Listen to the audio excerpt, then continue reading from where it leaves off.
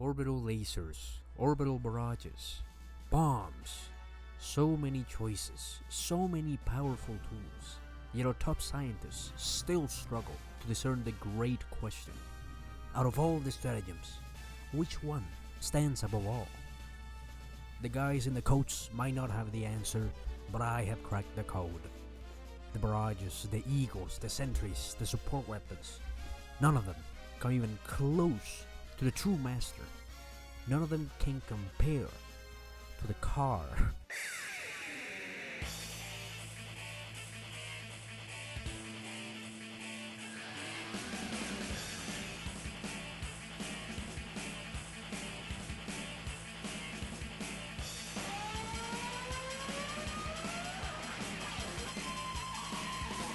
The Fast Recon Vehicle, or FRV, is a stratagem that you can unlock at level 25, and it's the first proper vehicle added to the game. Now the mag doesn't count, and it's also my favorite stratagem in the whole game.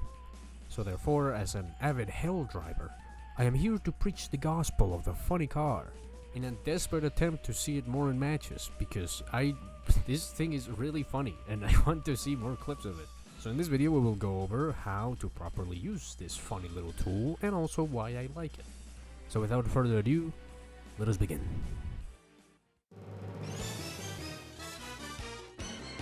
To become a true Helldriver, you must first get acquainted with the ins and outs of the FRV.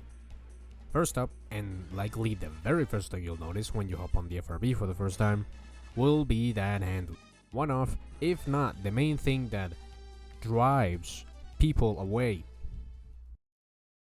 like a car. Okay. The FRB reminds me a lot of the company cruiser from Lethal Company, in the sense that when you first hop on the driver's seat, it feels like the worst piece of dog shit ever engineered by mankind.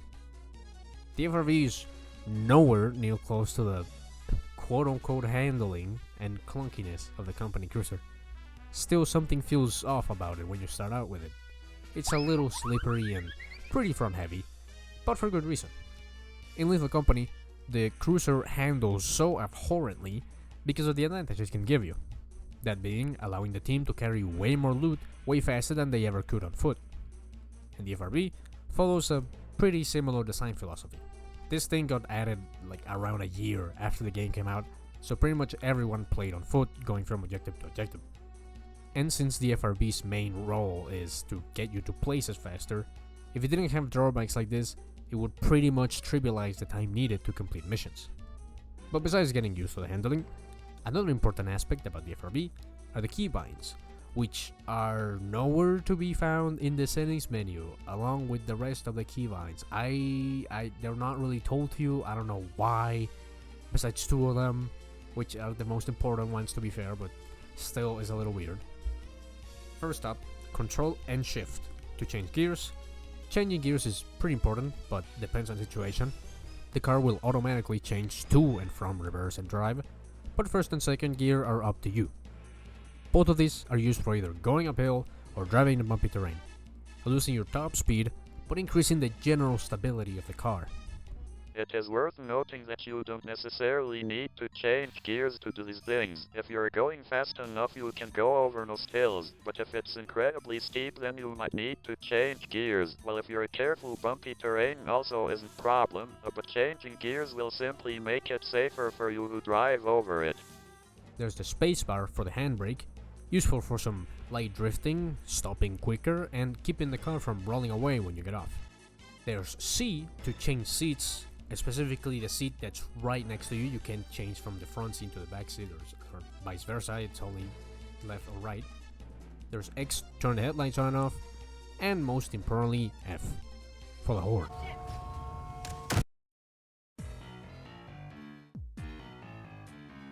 While this is the objectively best stratagem in the entire game, believe it or not, there are other quote-unquote problems that quote-unquote people may point out as an excuse to not having a driver's license.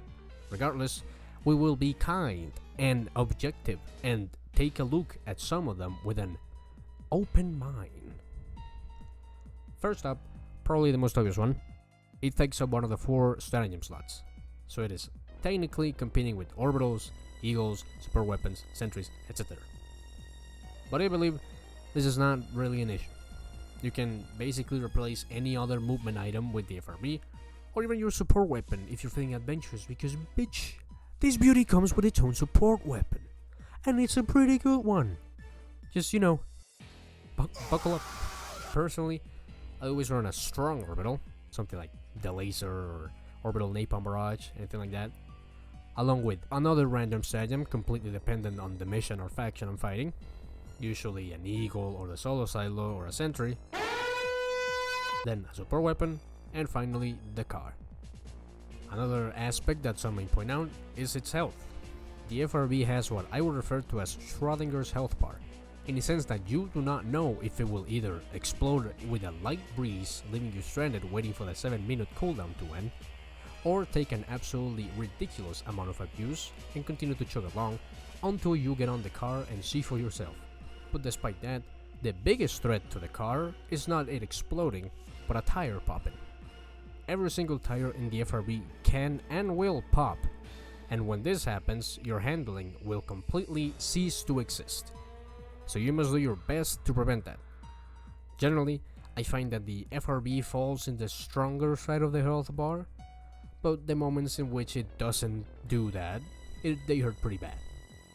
Then there's also the biome inquiry. These can make or break your FRB. Thankfully, despite the exuberant amount of planets in the galactic map, biomes are divided in 6 neat little categories. These being sandy, moor, arctic, primordial, swamp, and cities. Sandy, arctic, moor, and the cities are great biomes for using the FRB, being mostly flat expanses letting you keep the pedal to the metal for longer periods, with only the occasional rock or tiny obstacle to worry about. Primordial are completely up to you, being denser in trees and lakes. If you are a highly skilled hell driver, like me, then they're fairly manageable. Just require you to take things slower and look out for the fucked up and evil cactus in some of them. Oh, that's so unfortunate! Then there's the swamps. You can most definitely try to use the FRB in these biomes, but I find that it's simply more trouble than it's worth, and it's best to just walk or bring another mobility item more suited for the amount of trees and winding paths. Don't get me wrong, you can still make the FRB work here, it's just really annoying and really not worth your time. And finally, the enemies. Every single Helldiver has their preferred faction to fight, and in some factions, the car feels right at home, while in others it can be quite a gamble thanks to whatever enemies it's facing. So of course, depending on who you like, you might be less lenient or more lenient on the FRB. Of course, this is pretty much fixed by mostly practicing and keeping a lookout, but the main tip I'll give you here is that you must especially look out for the FRB's natural predators of each faction. In the Terminate front, since keeping your team on the move is the best way to not be overwhelmed by the bugs, the FRB excels in this faction, and there's also not that many enemies that pose a specific threat to it. The only real problems are chargers, since they are quite fast and common, and impalers thanks to their range and targeting abilities. In the Illuminate front, the car feels decently at home. I mean, the Omens of Tyranny update was the one to introduce it, so it makes sense, letting you easily get away from the boatless. However, there are 2 fairly common threats to the FRB in this faction. These being the Harvesters, thanks to the laser they shoot. If it catches you with your pants down, then it's very likely your car will not see the end of the mission, or it can also just be completely caught by crossfire, which is very unfortunate. And then there's the Flesh Mob, who has an entirely unique animation for when it hits the FRB, so it's pretty obvious it doesn't really like the car, as it has the ability to easily flip it over or send it tumbling. Finally, there's the Automaton front, where the car is probably at its highest chance of being glassed, as here lie the dreaded cannon turrets, able to snipe you from afar if you're not paying attention, and if you have an army of rocket devastors behind you or war striders, then buckle up, since they can very easily send your car flying away or tumbling down a hill. And we cannot forget about Hoax, who won't specifically target the car if you're not on it, but if it's in their way, they'll have no problem smacking the shit out of it, usually popping at least 2 tires if it doesn't outright destroy it. However, as an avid automaton enjoyer, I can tell you the car is still very much viable in this faction. You just have to be extra careful. Which also leads me to Finally, to be a real Helldriver, you must know your role within your team. Being in charge of transportation is a very important role, as it may come at a great cost. So here are some tips to help you understand your role and how to perfectly balance the risk versus the reward of your tasks. First, keep your team in mind. You are the team's designated taxi driver. Keep your eye on the map and see who needs to be picked up or dropped off. The FRB allows the team to easily jump in and out of fights, as well as spread out to complete objectives without worry.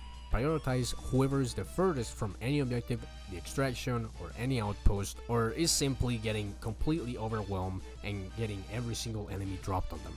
Trust me, there is no better feeling than seeing a teammate being overwhelmed and descending to help them like that one gif. That's some ancient hooligan lore. You wouldn't get it.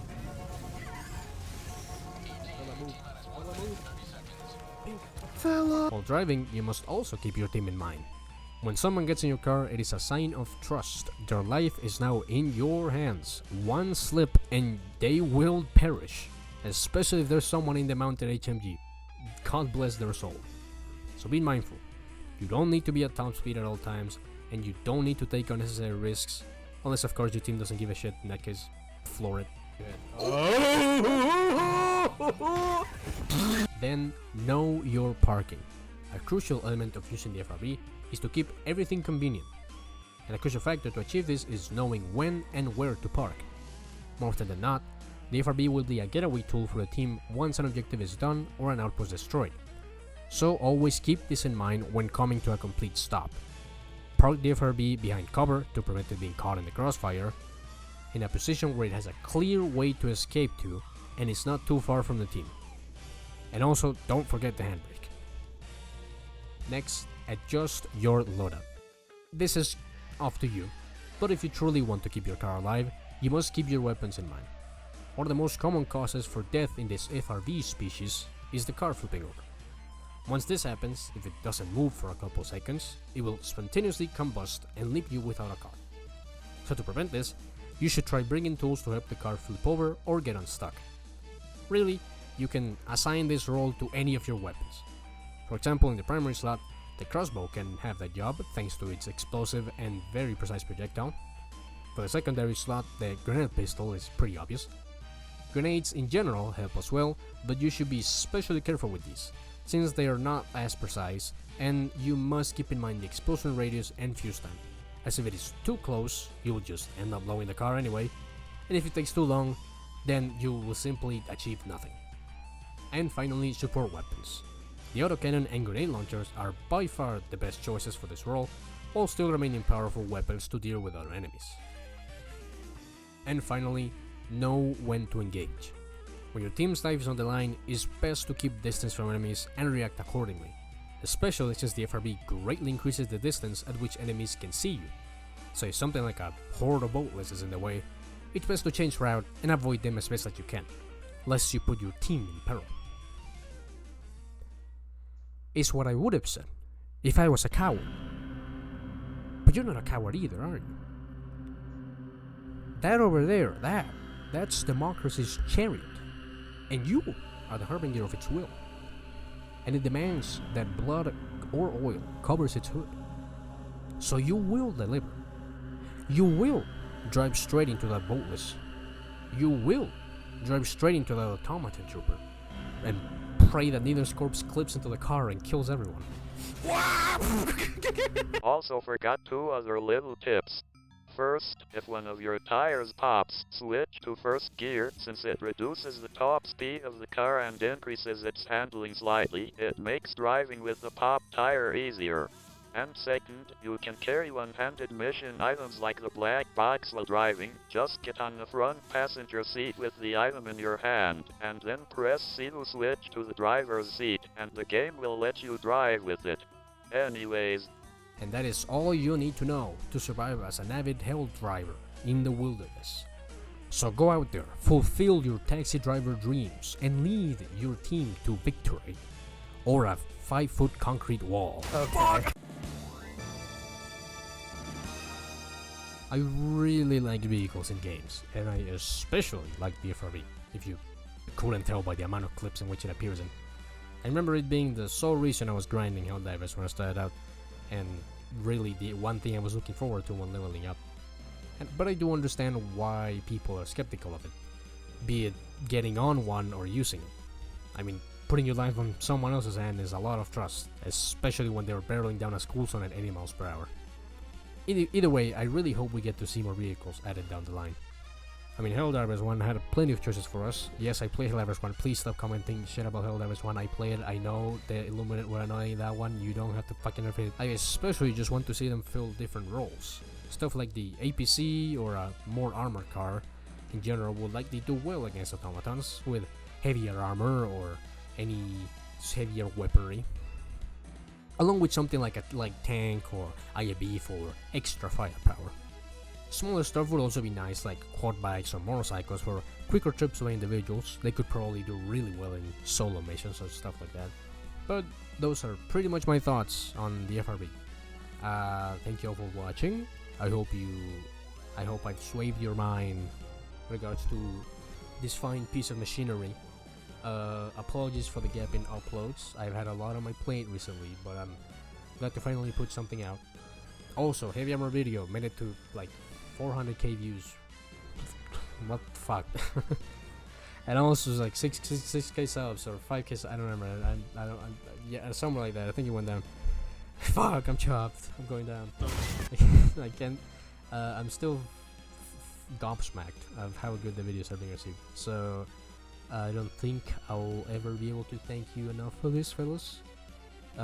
Keep your peepers peeled for what's to come next. Maybe clip slop, maybe exosuit video, maybe terminate video, maybe clip slop, maybe clip slop, and I guess I'll see you next month or the other month or whenever the fuck I upload again. See ya.